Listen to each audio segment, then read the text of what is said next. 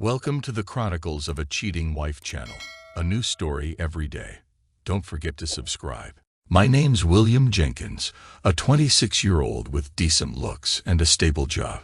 Sunday mornings are for indulging in a second cup of coffee while perusing the Sunday paper. Today, however, my tranquility was disrupted by a striking image in the paper. It was a large two-column photo that seemed to captivate my attention entirely. As I gazed at the picture, my mind drifted into a sea of contemplation. It had been 2 years since our paths diverged, yet the sight of her face still stirred a pang of ache within me. Who could evoke such a visceral reaction from me, you might wonder? Well, that's a tale worth telling. Back when I was 23, I found myself living and working in a quaint college town adorned with 4 educational institutions. Among them were 2 all-girls colleges, a state university, and a sizable business college. It was a landscape teeming with vibrant youth, what some might aptly dub a target-rich environment. Among my circle was Stephen, a close friend navigating the intermission between semesters while toiling away at our workplace to fund his education. He, too, was a fraternity brother at the state school. Together, Stephen and I often played the role of each other's wingmen on countless escapades. Our objective was clear: to indulge in intimate encounters with as many of the young women as possible. With our skills finely honed, our targets rarely eluded us. Stephen and I found ourselves at a lively sorority mixer, reveling in the atmosphere of free-flowing alcohol, complimentary snacks, and a plethora of codes. Engaging in what could only be described as a scouting mission, I scanned the room to identify the fortunate candidate for the evening. During that phase of my life, I must admit, I possessed a rather inflated ego. In my mind, I was the epitome of charm, a veritable deity's gift to women. With my suave demeanor, attractive appearance, and self-assured attitude, I found success with many of the college girls. Yet, sincerity and depth in relationships were lacking in my character at that time. But back then, such shallowness seemed acceptable to me. I had my sights set on a promising prospect, a cute, petite redhead, when Stephen intervened, redirecting my attention towards a group of girls on the outskirts of the party. They'd observed the festivities from a distance, not fully engaging in the revelry. Among them stood a striking example of the quintessential college code, Lyanna Morris. She exuded an air of poise, dressed impeccably, possessed a desirable figure, and boasted a captivatingly beautiful face. Curious, I inquired about her identity. "That's Lyanna Morris," Stephen informed me. "She's off limits, attends Williams College, and rumor has it, she never repeats a date. The few guys who've taken her out swear she's either gay or as cold as ice. None have even made it to holding hands, and you won't either." "She's not gay," I countered. "Observe how she eyes the men passing by. She's definitely checking them out. I think she's just cautious and discerning. She won't easily commit to just any guy." "Wow, Dr. Phil, you've got her all figured out without even exchanging a word," Stephen teased. "You're quite the mind reader, aren't you? Or maybe just full of it. Know any of the other girls in her group?" "The blonde is Monica Robinson. She's a fellow student at UM, like me. We had a few classes together," Stephen replied. "Went on a couple of dates, but there wasn't much chemistry, so we decided to stay friends." "Why do you ask?" "I'm going to prove Lyanna isn't what people think. Your job is to introduce me to Monica. I'll handle the rest." "Okay, but you're setting yourself up for disappointment, William," Stephen cautioned as we approached the group. Engaging in pleasantries, Stephen greeted Monica, initiating a brief conversation before introducing me.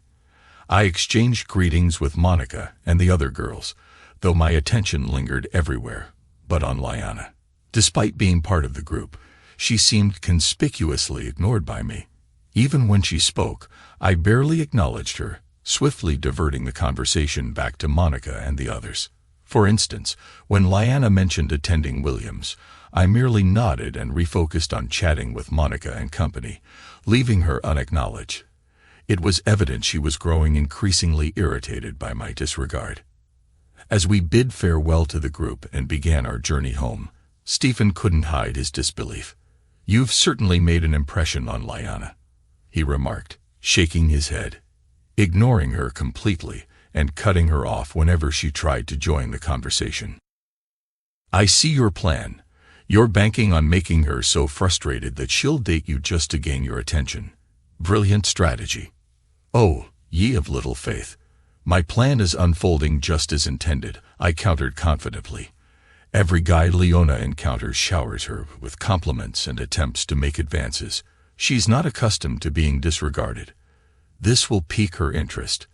Leona will start wondering, why isn't this guy pursuing me? What's wrong with me? She won't be able to resist.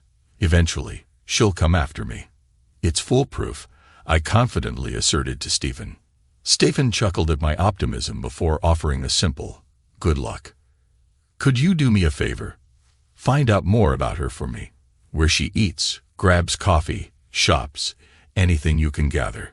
Will you help?" I requested. "Of course, buddy. I'll gather intel from some of the sorority sisters and have it for you in a couple of days," Stephen replied. Grateful for his assistance, I headed home. 2 days later, Stephen provided me with a comprehensive report on Lyanna's whereabouts and habits, allowing me to set my plan in motion. Starting the following evening, and every available moment thereafter, I strategically positioned myself wherever she happened to be. If Lyanna was at the coffee shop, I'd casually enter, order, and leave. If she was at the sandwich shop, I'd grab a bite. I even made an effort to be around when she was out shopping. This groundwork persisted for 3 weeks, not every time or every day, but frequently enough for her to take notice. That was the plan. The first meaningful interaction occurred at the coffee shop. As we both queued up at the counter to place our orders, I turned and gave her a subtle nod, pretending to glance past her at something else. She returned the gesture with a smile. I glanced at her once more and initiated the conversation. "Hi, I believe we've crossed paths before, but I'm drawing a blank on your name." "I'm William Jenkins." "I'm Lyanna Morris. We met at the Delta Zeta mixer last month," she replied. "Ah, yes, I recall now. You were with Monica Robinson." "Sorry, I'm not the best with names," I admitted. After grabbing our coffee, Lyanna extended an invitation to join her, to which I hesitated momentarily for effect before accepting and joining her at a patio table. Lyanna offered me a small smile before questioning. "What's going on, William?" "What do you mean?" I feigned innocence. "Come on, William. You've practically been shadowing me for the past 3 weeks. Everywhere I go, there you are. Same coffee shop, same diners, even the mall. Don't try to deny it. It's far too frequent to be mere coincidence. You're following me." "Why?" she pressed. I met her gaze and then confessed, explaining that it was my strategy to capture her attention. "Why?" she inquired once more. "How much should I divulge?" At this juncture, honesty seemed like the best policy. Well, perhaps not the complete truth. "Lyanna, I genuinely want to get to know you, take you out, and spend time together. I've noticed how every guy who meets you practically trips over themselves trying to win your attention. They shower you with compliments about your looks, your style, anything to flatter you. They're all aiming for more than just one date, but I don't want to blend into that crowd. So I devised this plan to pique your interest in me," I explained earnestly. Lyanna seemed taken aback. "William, that's probably the most unconventional approach I've ever heard," she replied. "Yeah, it's a bit out there, huh? Well, I won't bother you anymore. I apologize if I come off as creepy. I promise I'm not some kind of psycho," I reassured her. "No, I'm not angry. In fact, I'm flattered. No one has ever gone to such lengths just to get to know me. Usually they ask me out, and if I'm interested, I agree. But they're all the same. They see me as pretty and nothing more. Guys rarely bother to delve into my thoughts, goals, or opinions. But you're different," she admitted, handing me a card with her address. "Pick me up at 7 o'clock for dinner." "Yes, my lady," I replied with a grin, feeling a sense of accomplishment. Mission accomplished. As I drove to pick up Lyanna later that evening, I had a serious chat with myself.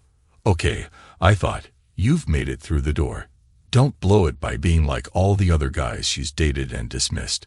Stay focused, no matter how stunning she looks. Engage with her, pay attention, and make her believe you genuinely care about her beliefs, philosophies, and aspirations. To keep her, you have to stand out from the crowd. I pulled up to the apartment building, and to my surprise, Lyanna swiftly made her way to the truck and hopped in before I could even step out to open her door. We headed to a cozy Italian mom-and-pop restaurant I had discovered, a place far from the usual college hangouts, offering a more intimate ambience. It turned out to be a delightful evening, filled with engaging conversations on various topics. But as the night progressed, something unexpected occurred. According to the plan, I was supposed to feign interest in her interests, but as our time together drew to a close, I realized that my feelings were genuine. This girl, Lyanna, was extraordinary, at least in my eyes. It was a daunting realization for someone who had been known to play the field.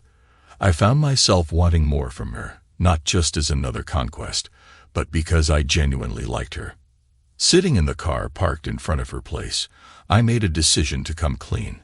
I wasn't sure how she would react to the unvarnished truth, but if I wanted this to go anywhere, I knew I had to be honest. Lyanna, there's something I need to tell you, I began, steeling myself for her response. What I said earlier today about not wanting to be just another guy, that was true. But it was also part of a plan I had concocted.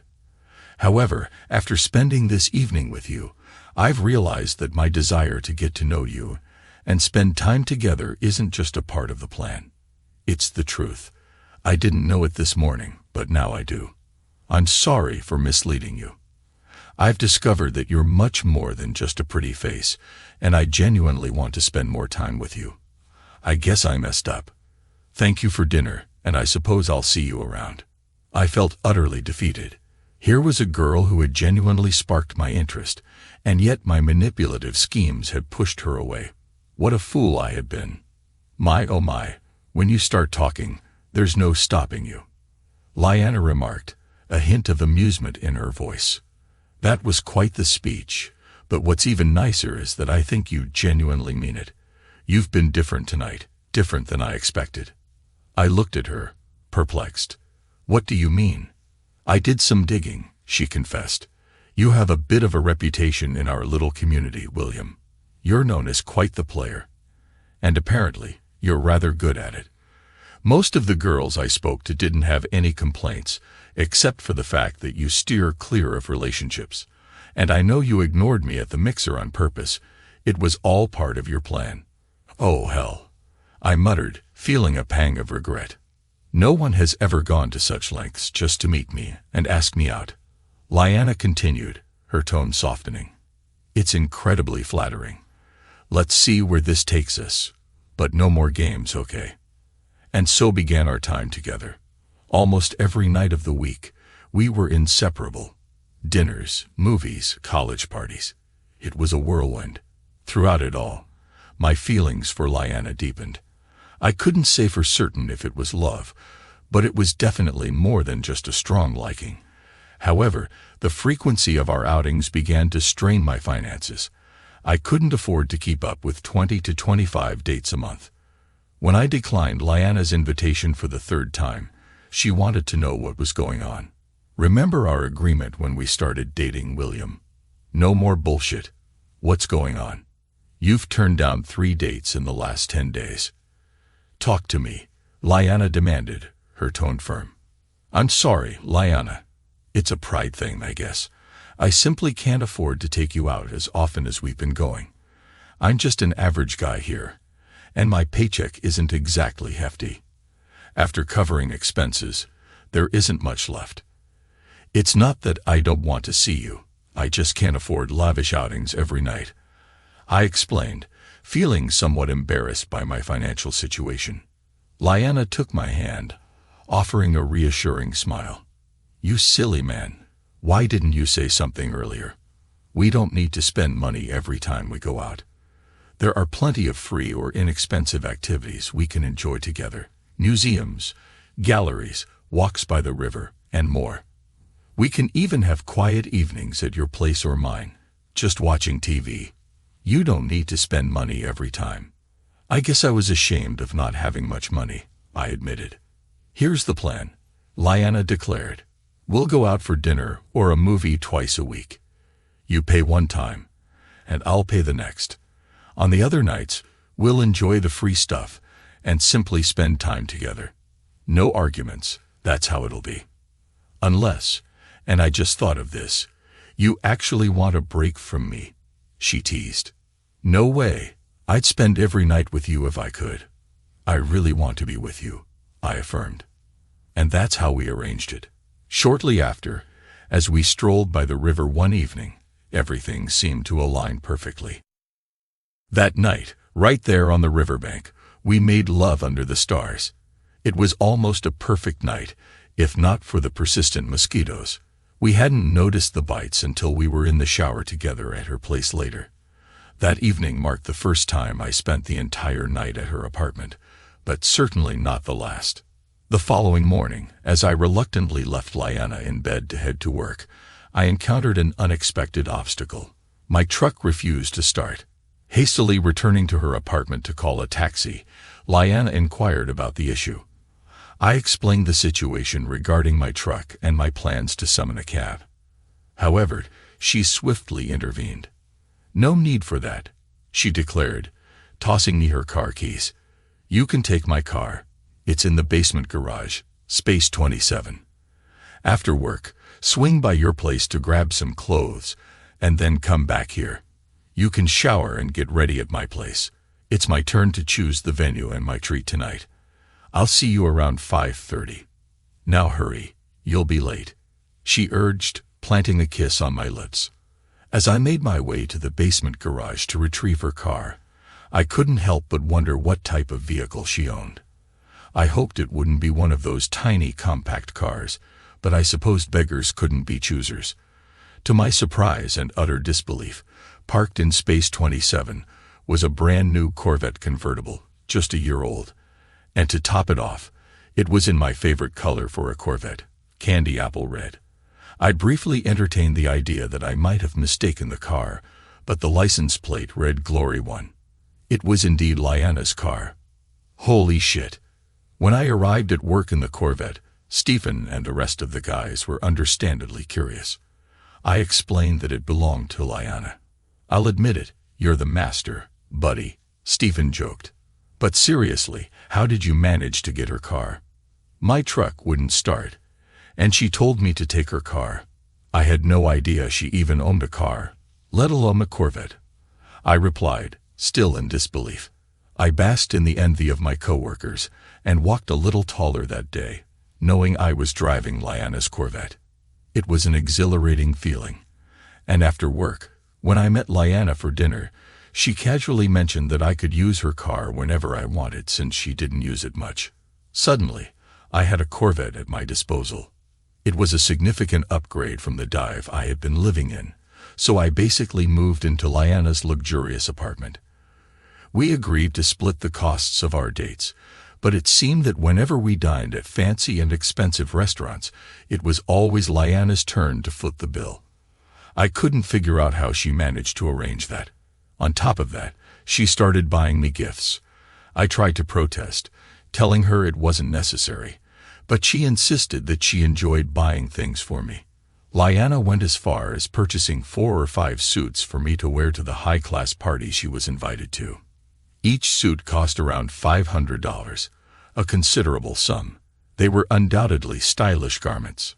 During a Sunday afternoon picnic, I finally mustered up the courage to express my discomfort about accepting all the gifts and letting her cover the expenses of our extravagant outings.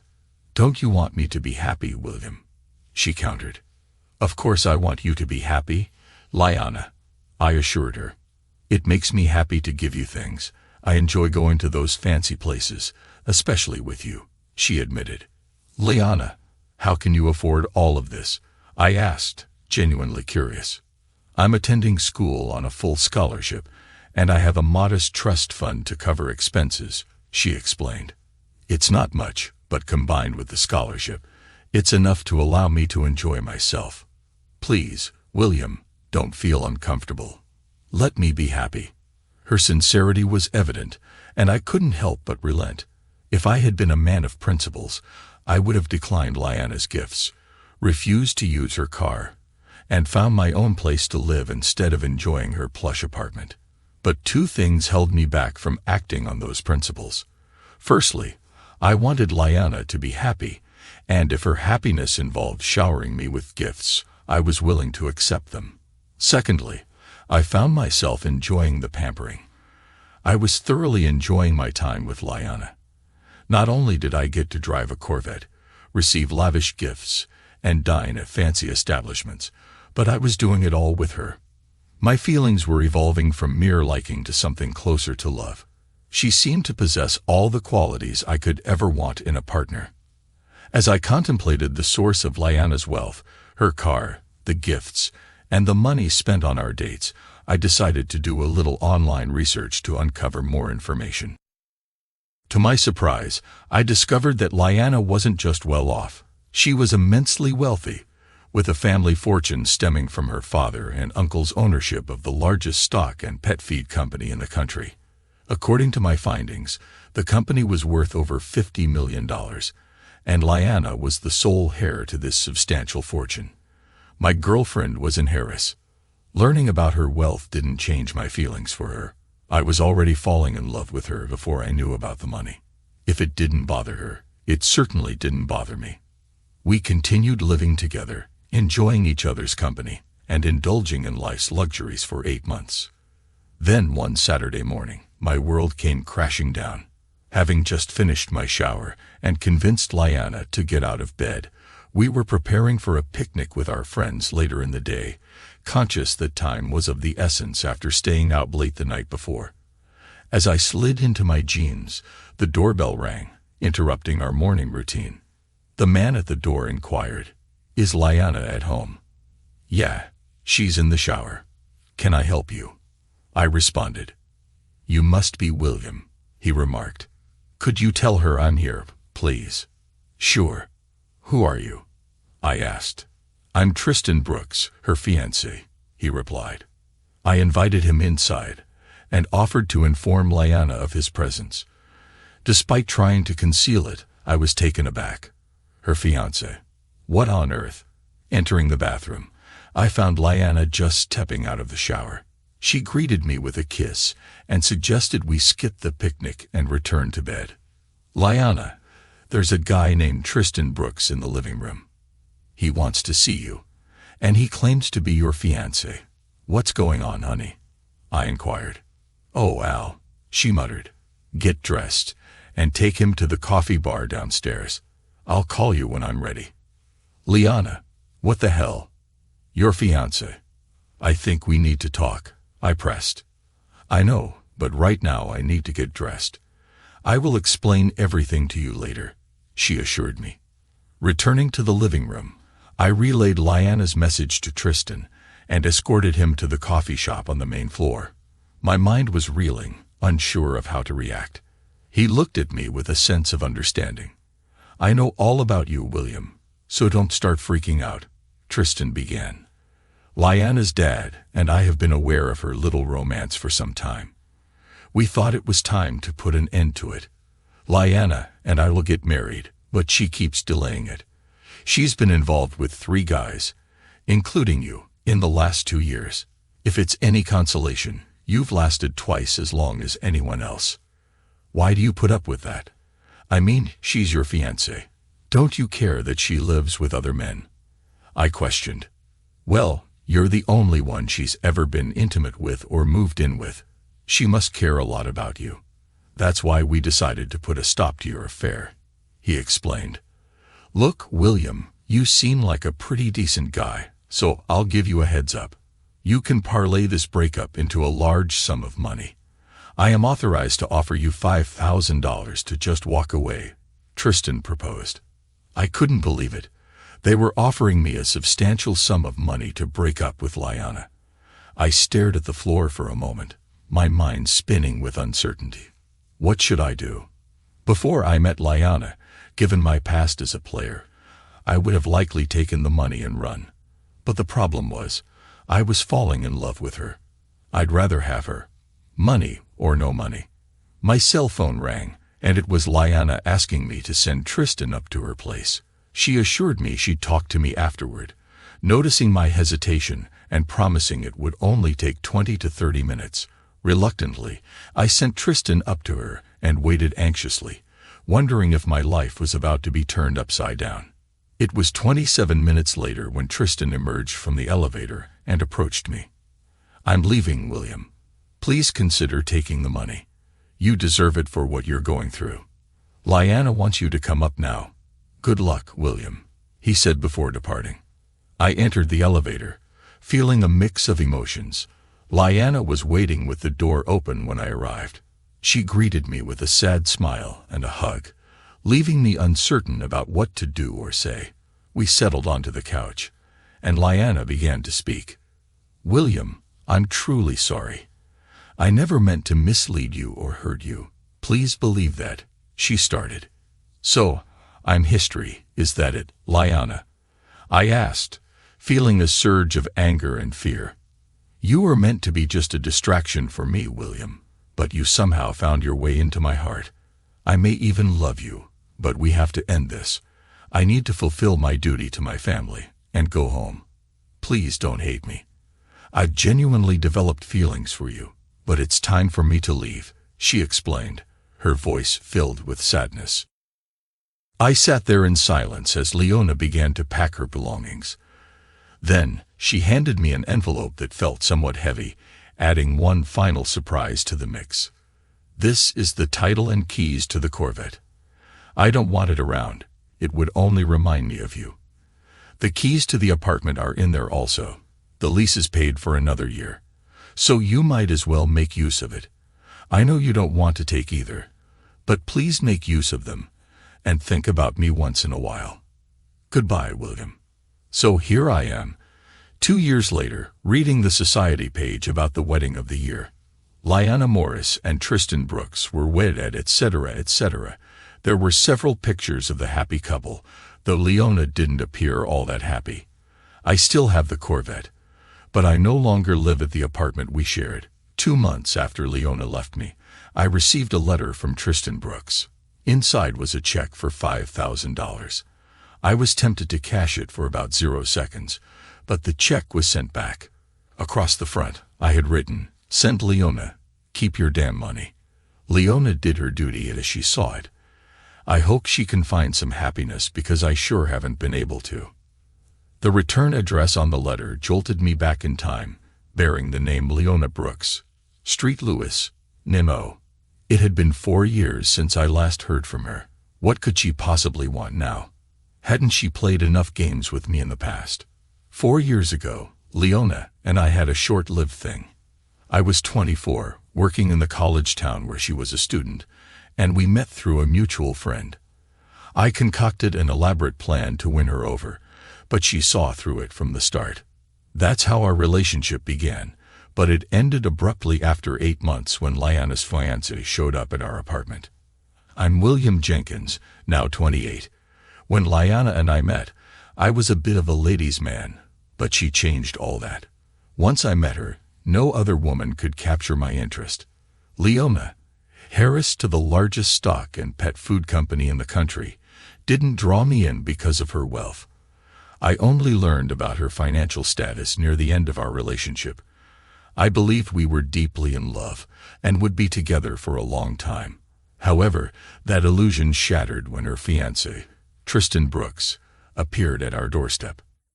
He revealed that Leona had a history of such affairs, and our relationship came to a screeching halt.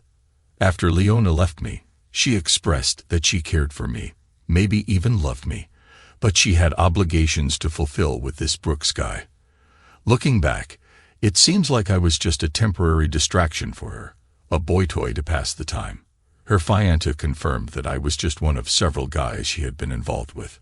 Despite the hurt, she left me with parting gifts, expensive suits, a luxury apartment lease, a Corvette, and more, but none of those compared to having Leona herself. 2 years later, seeing the story and pictures of her wedding in the society pages still stung. I hadn't completely moved on from her by then. Her departure left me withdrawn. I went through the motions of eating, sleeping, and working without much joy. The days blurred together, and I rarely went out except for the occasional visit to a coffee bar. Around 3 months after Leona left, I unexpectedly crossed paths with Monica Robinson, a familiar face from the past. Stephen, my coworker, had introduced us before, and Monica was aware of my history with Leona. I hadn't intended to engage with Monica beyond a nod, feeling guilty for using her as a means to get closer to Leona. "Hey William, how are you?" Monica's unexpected greeting caught me off guard. "I haven't seen you around lately. Don't you like us anymore?" "Hello Monica. I guess I don't frequent the same places as before," I replied. "Just because Leona is gone doesn't mean you can't join us at the parties anymore. Stephen and I, along with others, miss having you around," Monica insisted. "To be honest, I haven't felt up to it. I'm still reeling from Leona's departure, and I feel remorseful about how I used you, Monica," I confessed, feeling the weight lift off my chest even as I spoke. Monica flashed a reassuring smile. "Don't fret about it. I understood why you wanted Stephen to introduce us.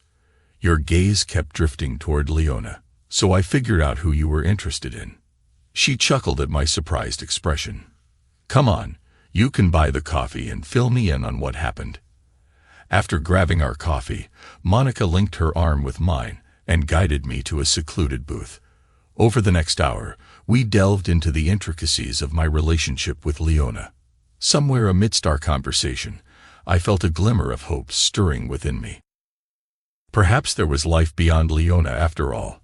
As Monica prepared to depart for her dorm, she offered some parting words of wisdom. "I believe Leona made a mistake in leaving you, William. It's time for you to reclaim your life and move forward. Give me a call sometime." With that, she bid me farewell and left, leaving me with a newfound sense of optimism. She was right. I had been wallowing in self-pity like a child who lost his favorite toy. It was time to mature, pull myself together, and move forward with my life. A few days later, I called Monica, and we decided to grab pizza and beer. It turned out to be a thoroughly enjoyable evening. As we spent more time together, our relationship transitioned from mere friendship to something deeper, though I couldn't quite pinpoint when it happened. Despite our growing closeness, I was still living in Leana's apartment, with the lease set to expire in 3 months. It dawned on me, with Monica's gentle nudges, that if I wanted to truly move on, I needed to find a place of my own. Monica had subtly hinted that she wasn't comfortable visiting my current residence, which was a clear indication of its association with my past. So I rented an apartment above an elderly lady's garage, where I could start afresh. Monica generously helped me make the place feel like home. Additionally, I decided to let go of the Corvette and opted for a Mustang, symbolically shedding the baggage of my past. Over the next 9 months, Monica and I continued to see each other leading up to her graduation. Our relationship was built on quality time rather than mere physical intimacy.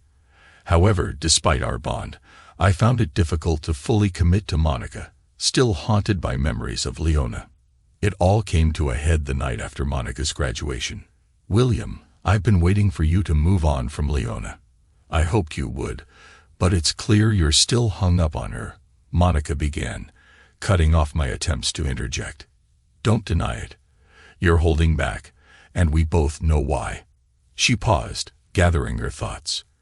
"I've accepted a job in San Antonio and I'm moving there next week." "But I thought you were planning to work and live in St. Louis," I countered. "We could have seen each other on weekends." "I was considering that, but I can't continue like this. You're still fixated on Leona half the time, and I feel like I'm getting the short end of the stick in our relationship. I won't keep going on like this. If you ever move on from Leona, come find me," Monica said firmly before leaving the next week without a chance for a proper goodbye. They say you don't realize what you've lost until it's gone, and that proved true for me. It didn't take long for me to realize how much I cared for Monica. I wasn't sure if I was ready to love her, but I definitely missed her. 3 weeks after Monica left, I penned a letter to her expressing my feelings and letting her know I missed her dearly. Instead of a written response, I received a phone call from her, which felt even more meaningful. From then on, we spoke on the phone a few times a month and exchanged letters occasionally. I suggested visiting her several times, but Monica's response remained consistent. Have you moved on from Leomit yet? Until you can honestly say yes, there's no point in us seeing each other. Our calls continued for about 2 months, but I began noticing a shift. More often than not, I would reach her voicemail and have to leave a message. When she returned my calls, I refrained from mentioning her increased absence in the evenings. I didn't feel entitled to question her. This pattern persisted for another month. Then one Friday night, feeling somewhat desperate to hear her voice, I called Monica a little late, around 11:30. I hoped to catch her rather than her answering machine. Unfortunately, I got her voicemail again. The next morning at 7 o'clock, I called again, almost feeling like a stalker by then. To my surprise, a man answered the phone. Is Monica there?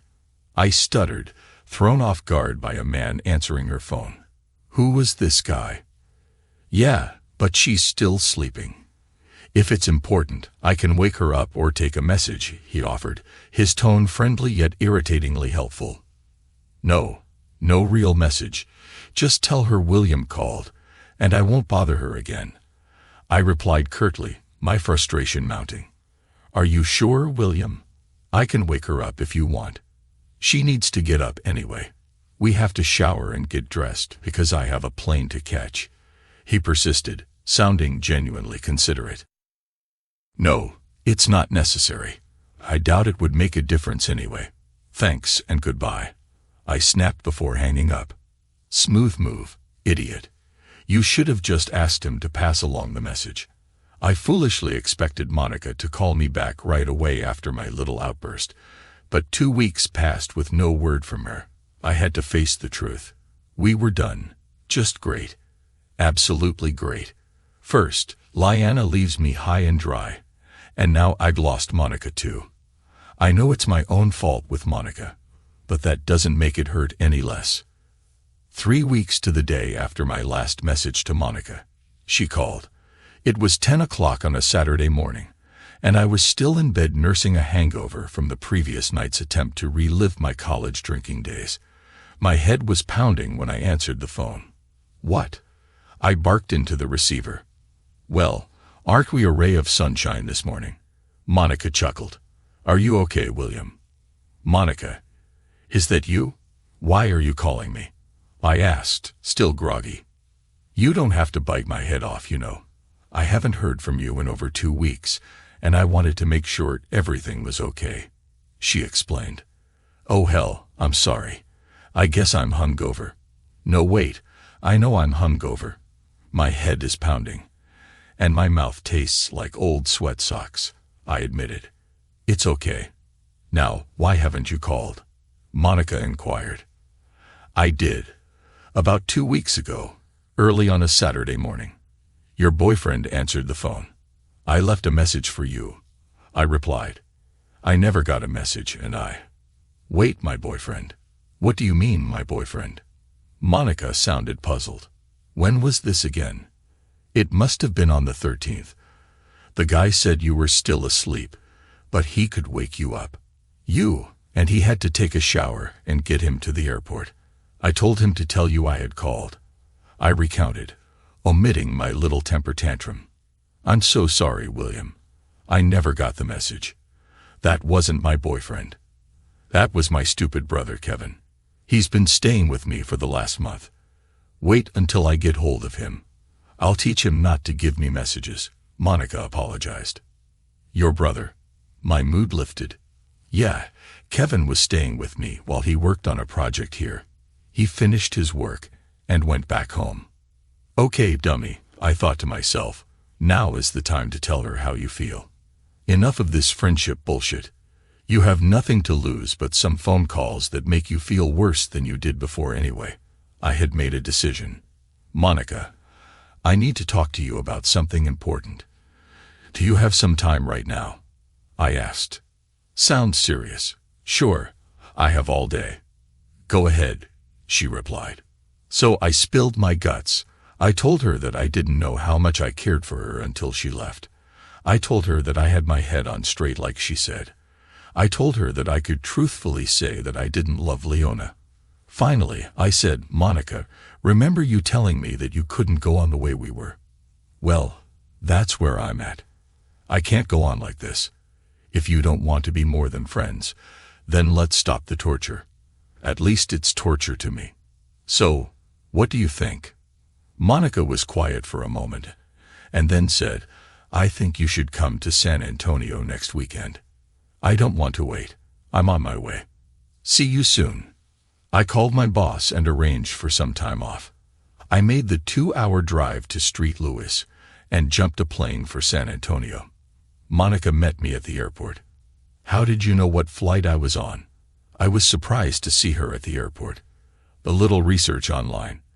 There are several flights from St. Louis, but this was the first one.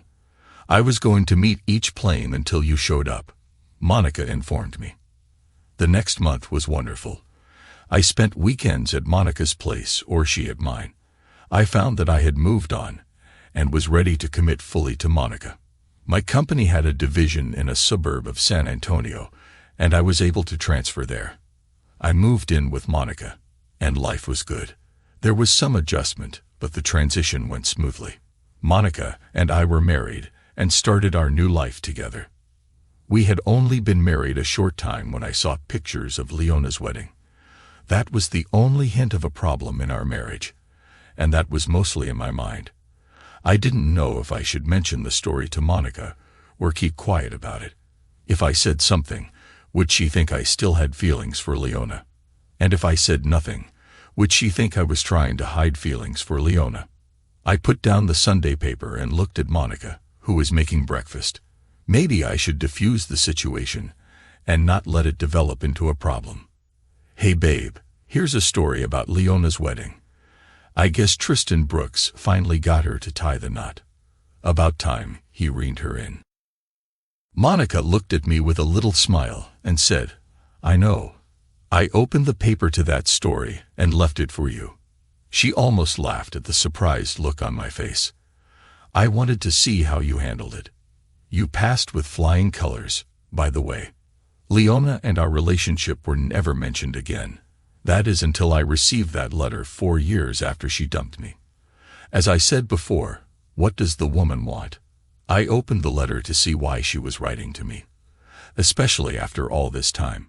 The letter was in Leona's handwriting and read, Dear William, it's been a while, and I understand if you're wondering why I'm reaching out after all this time. The truth is, I couldn't resist the urge any longer. Despite resisting the temptation for years, I finally had to reach out to you. When I left you, it was because I felt I had no choice. My father issued an ultimatum through Tristan. If I didn't return home, he would cut off financial support. I was too attached to my lifestyle to give up the money. Although I postponed the marriage for 2 years, I eventually decided to go through with it. Marriage hasn't changed anything. I still live life on my terms. I just have to be more cautious and discreet. Tristan is my husband in name only, but he's content with the arrangement. Being married to me ensures him a life of leisure, and he has his own discreet affairs. But my dilemma is that I've never stopped thinking about you, William. I told you when I left that I cared deeply for you, and that hasn't changed. If anything, time has only deepened my regret over my decision that day. I should have convinced you to move to St. Louis with me. We could have continued seeing each other discreetly. I'll be in San Antonio next month for a week, and thought it might be nice to catch up over lunch or dinner, maybe even take a ride in the Corvette together. What do you think? Please let me know your decision before the 21st of next month. If we're going to meet, I'll need to adjust my schedule accordingly. Looking forward to hearing from you soon. Love, Leona. I was taken aback, seething with anger. After all this time, she had the audacity to reach out to me again. It confirmed what I suspected 4 years ago. She was a deceitful person who got caught by her father. There was no way I was going to entertain her request. The real question was whether I should inform Monica about it. That evening, Monica arrived home about an hour later than usual. We sat on our deck after dinner, and I handed Leona's letter to her without a word. "What's this?" Monica asked, puzzled. "Checked the return address, and then read the letter," I replied. As Monica glanced at the return address and started reading, her expression shifted from confusion to anger. Her face turned red with fury, signaling that she was about to unleash her wrath. She finished reading and shot me a piercing look. She was livid. "Just a moment," I interjected firmly before she could explode. "Now, read this letter." The letter read, "Dear Leona, it was truly delightful to receive your message after all these years. Regrettably, I sold the Corvette about 6 months following your departure. Nonetheless, it would be wonderful to reconnect in person. My wife, Monica, and I would be thrilled to join you for dinner and some drinks. Once you're in town, simply give us a ring and we'll coordinate our meeting. Our contact number is provided below. We appreciate you reaching out and eagerly anticipate catching up soon. Farewell for now. Your friends, William and Monica." As Monica finished reading my letter, her face remained flushed, but this time from uncontrollable laughter. Eventually, her laughter subsided, and she leaned in to kiss me. "That's a clever way to tell her off. Quite cunning, my love. I'm proud of you, but you did make a tiny mistake," she teased. "What might that be?" I asked, thinking my approach was flawless. "I was late getting home because I had a doctor's appointment tonight," she revealed, waiting for my reaction. "So if we were to meet her, I wouldn't be indulging in any drinks with you guys. Not that we're planning to meet her, but why no drinking for you?" I inquired. "Pregnant women should avoid alcohol. It's not good for the baby," she explained. The rest of the evening was filled with cuddles, discussions about converting a bedroom into a nursery, and brainstorming baby names. Strangely, we never received that anticipated phone call from Leona.